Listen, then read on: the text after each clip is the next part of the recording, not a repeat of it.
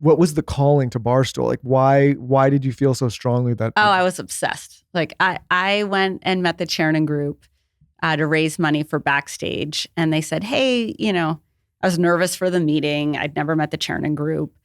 And they said, hey, we've just put money into this company you've never heard of. And, it's called Barstool Sports. And I was like, oh, I've fucking heard of Barstool Sports. I pulled out the app, which like crashed immediately. Like I pulled up my phone, I pulled out the app, and then it was crashed. And I was like, here's everything they're doing right. And here's everything that's wrong. And here's everything I think they're capable of. And I just wouldn't shut up about Barstool. And I left really jealous. And I called Betsy Morgan.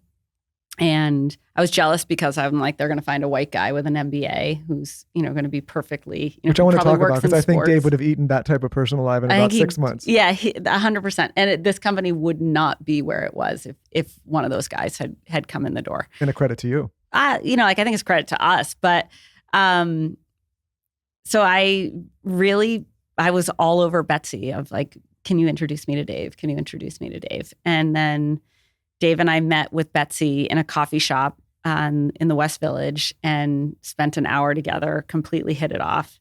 And I think we both left that meeting being like, this is it. Like we could build something really, really great together.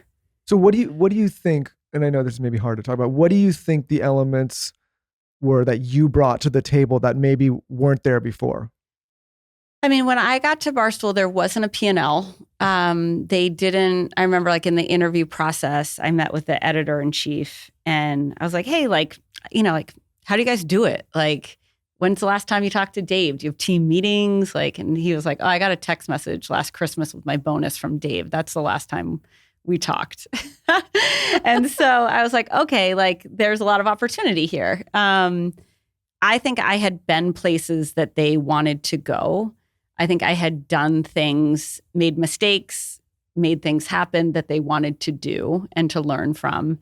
I had a lot of energy and I didn't want to change them. And I think what was interesting is in that interview process, all of the guys from sports or entertainment or with MBAs was like, ooh, you got to change this thing. Like, oof, there's something wrong with it. Or how are you going to fix this?